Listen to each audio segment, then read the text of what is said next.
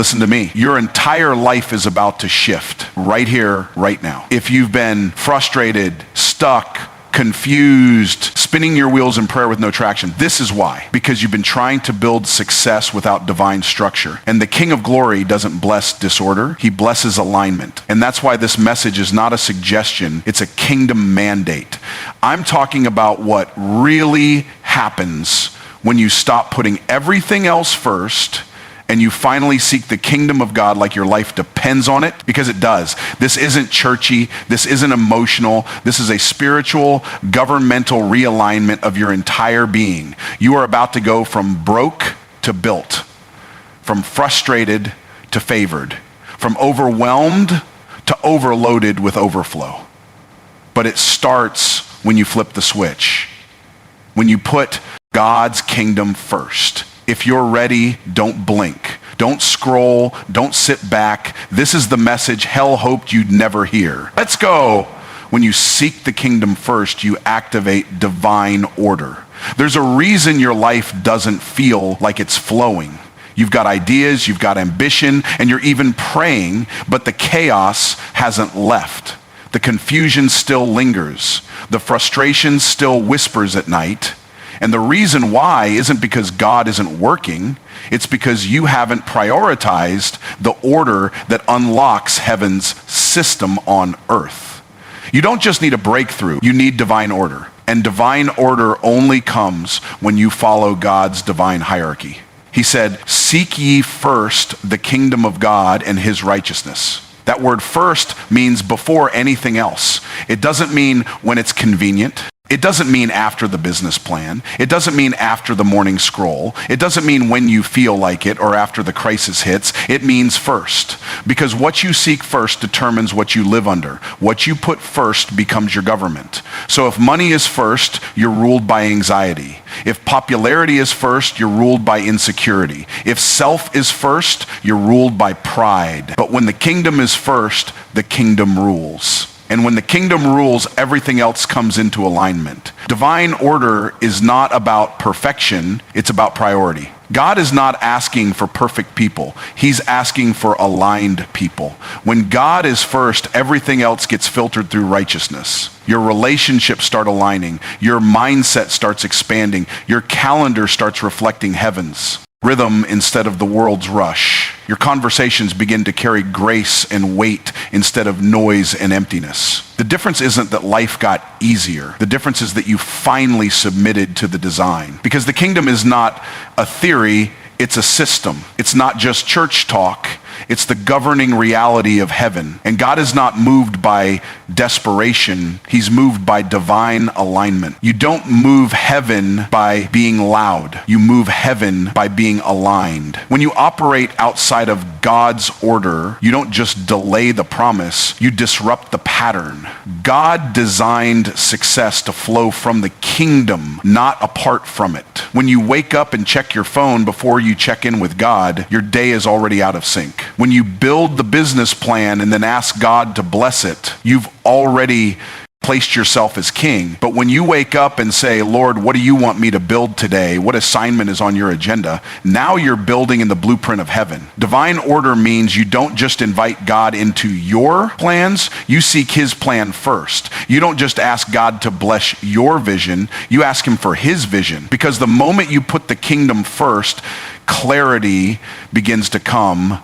And with clarity comes confidence, and with confidence comes power. Because the kingdom doesn't produce confusion, it produces cohesion. Your life is not meant to feel random. Your goals are not supposed to feel disconnected. Your success is not supposed to feel like it's up to you. When you're under divine order, you stop trying to control everything and you start walking in a flow.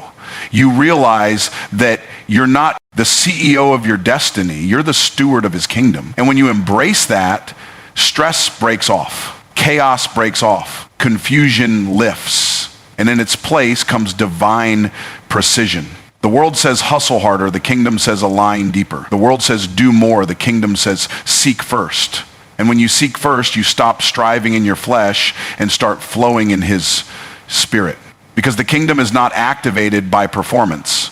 It's activated by priority. God didn't promise to add things to your life because you prayed hard. He promised to add all things because you sought him first. So if you're not seeing the addition, it's not a God problem, it's a priority problem. And the moment you reorder your life around the kingdom, the flow begins again. Heaven responds not to your desperation, but to your devotion. So the next time you feel stuck, the next time your progress stalls, the next time you feel spiritually dry or emotionally exhausted, don't just look for a new opportunity. Don't just look for another breakthrough sermon. Ask yourself one bold, uncomfortable question. Is the kingdom still first?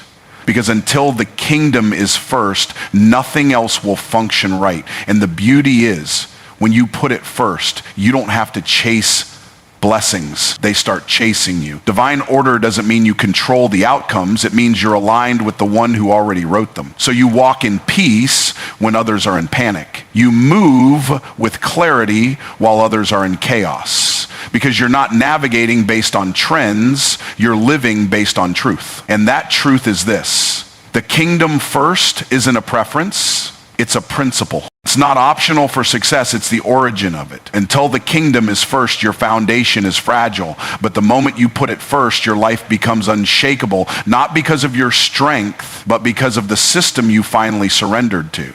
The kingdom gives you the keys, not just a feeling.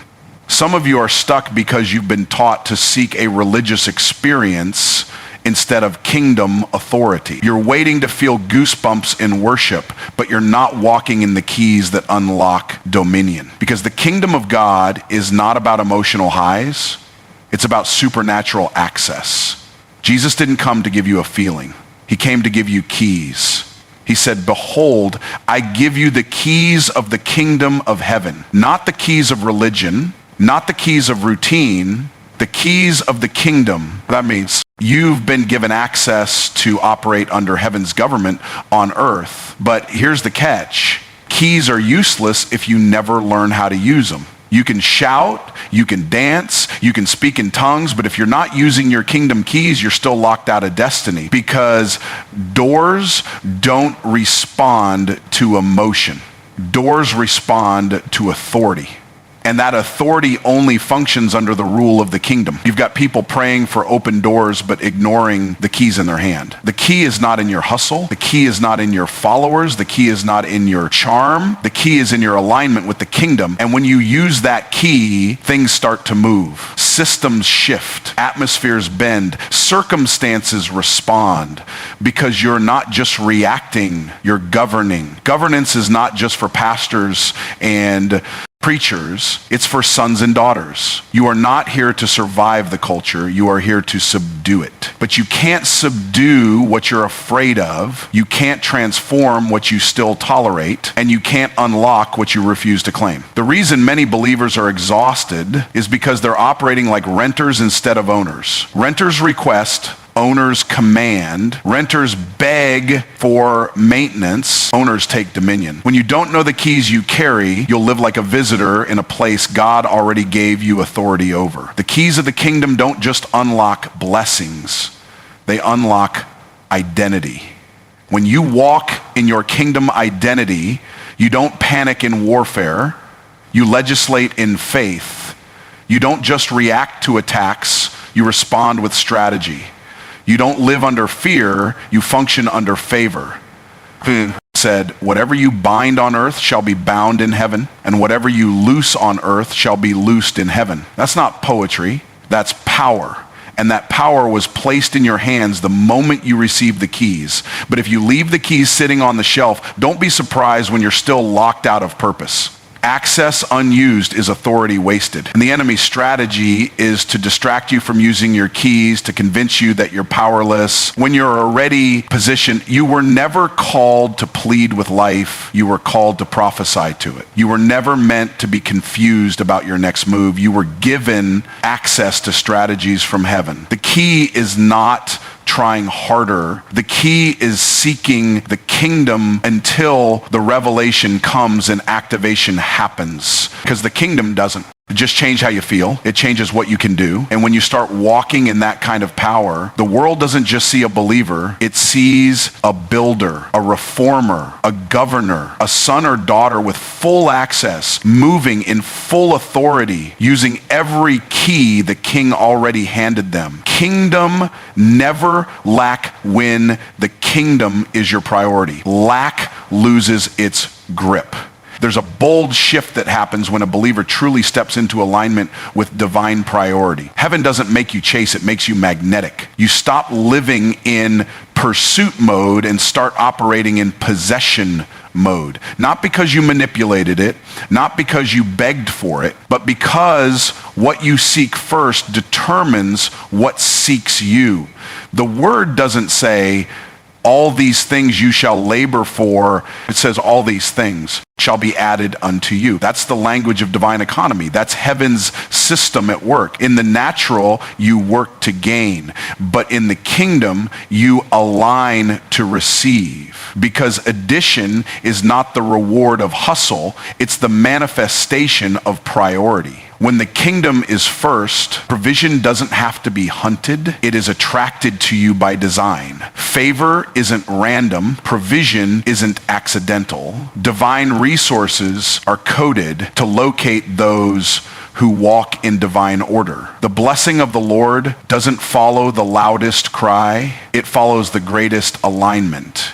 And when alignment is established, attraction is automatic. You don't attract wealth by being desperate. You attract it by being positioned.